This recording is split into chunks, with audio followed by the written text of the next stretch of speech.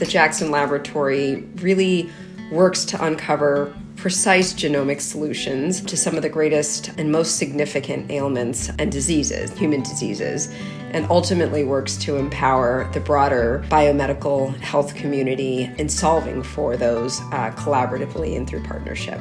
And our strongest competency is in cancer research. We also have incredible competency in neurodegenerative diseases.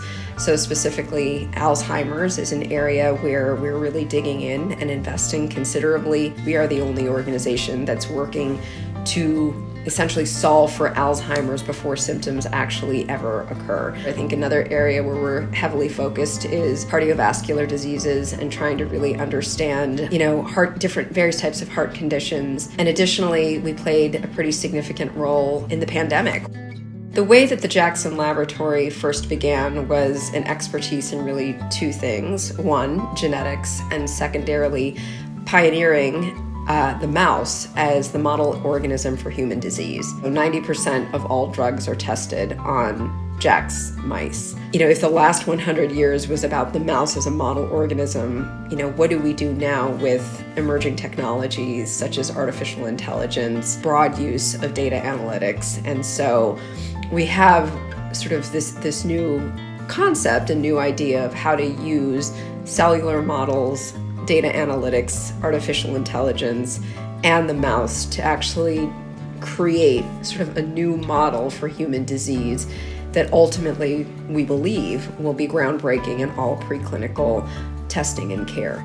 We are at the most ambitious time for our organization. Lon Cardin, our president and CEO, has been in his seat for approximately 3 years now. He's launched the strategic plan, which is one of the most significant efforts that the organization has taken on. And so with that, we'll need to galvanize significant philanthropic support in order to support programmatic growth. And as you can imagine, what that will require is incredible philanthropy to drive forward these efforts. And so, of course, the corporate and foundation role will be essential to me, I think, not only in terms of galvanizing that corporate and foundation support, but also helping me in acting as a thought leader as we put together our narrative and our strategy for how to bring our message to the broader public.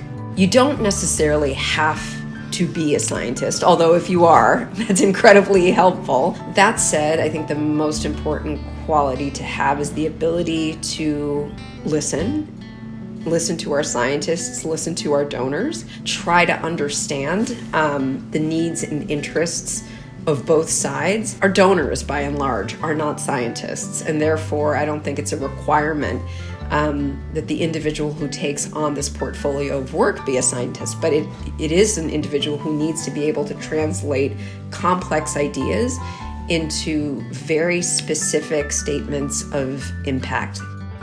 There's no silver bullet to an issue like Alzheimer's or an issue like cancer, but the exciting part of it is how do you play a really specific role in that longer chain of getting towards solutions.